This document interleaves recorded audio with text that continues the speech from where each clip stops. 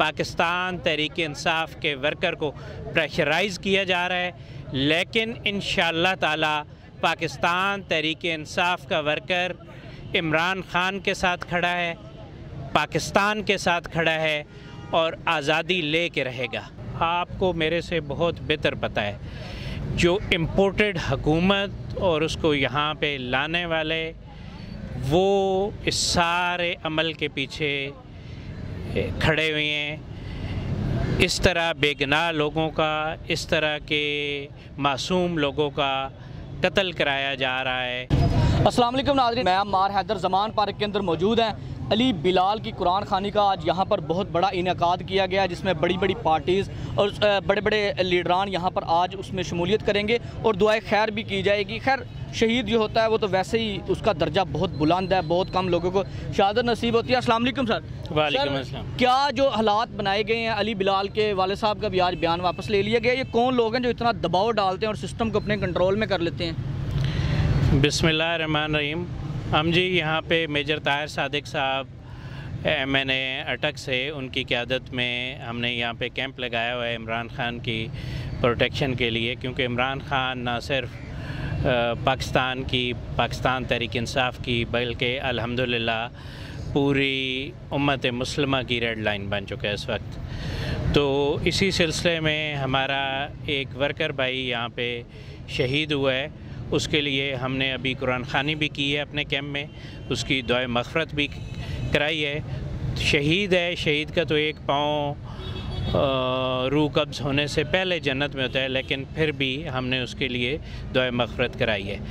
तो जैसे आपने सवाल किया है कि कौन लोग हैं, आपको मेरे से बहुत बेहतर पता है, जो इम्पोर्टेड हुकूमत और उसको यहाँ पे लाने वाले वो इस सारे अमल के पीछे खड़े हुए हैं। इस तरह बेगुनाह लोगों का, इस तरह के मासूम लोगों का कत्ल कराया जा रहा है और ख़ान साहब पे मुख्तलिफ़ तरह की झूठी FIRs दर्ज करा के पाकिस्तान तहरीक इंसाफ के वर्कर को प्रेशराइज़ किया जा रहा है, लेकिन इंशाअल्लाह ताला पाकिस्तान तहरीक इंसाफ का वर्कर इमरान ख़ान के साथ खड़ा है, पाकिस्तान के साथ खड़ा है और आज़ादी ले के रहेगा।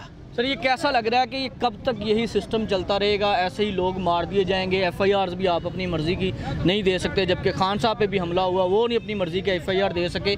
तो ये सिस्टम कब ठीक होगा, कब कंट्रोल करेंगे आप लोग इन्हें? देखिए जी, सिस्टम तभी होगा जैसे खान साहब कहते हैं कि जब पाकिस्तान तहरीक इंसाफ 2/3 अक्सरियत के साथ आएगी।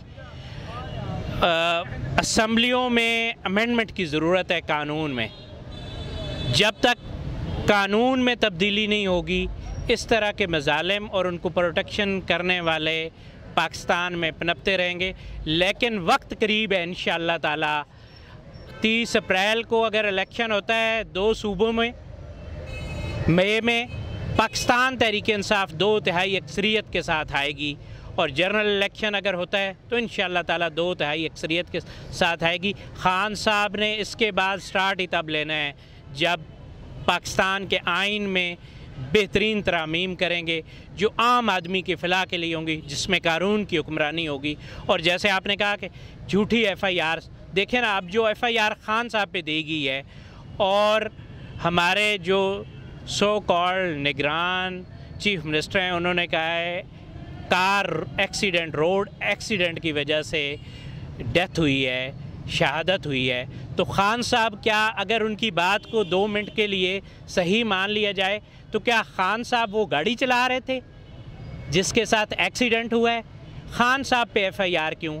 ये ओछे अटकंडे हैं जो पिछले 70 साल से इस मुल्क के ऊपर लागू हैं, यहाँ पे चल रहे हैं। जिसकी लाठी उसका भैंस का कानून है, लेकिन इंशाअल्लाह ताला आज़ादी के दिन करीब है। 2/3 मेजॉरिटी की आपने बात की, लग रहा है 2/3 मेजॉरिटी आप लोगों को मिल जाएगी?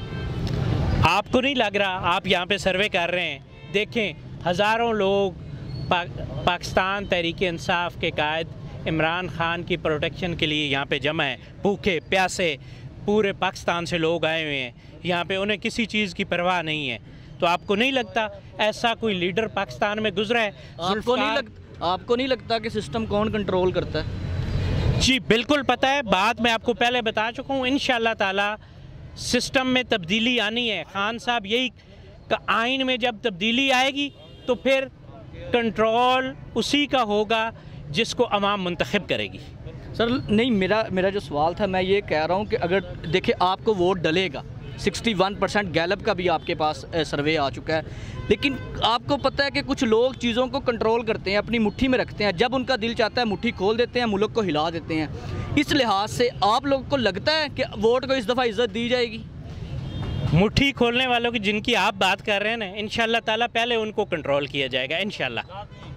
बहुत शुक्रिया जी।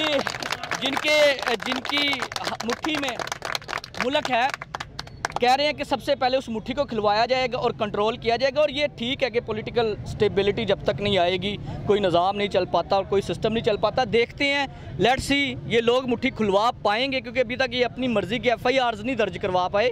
ख्याल रखिएगा अपना भी, अपने इस चैनल का। इजाज़त दीजिए, अल्लाह हाफ़िज़।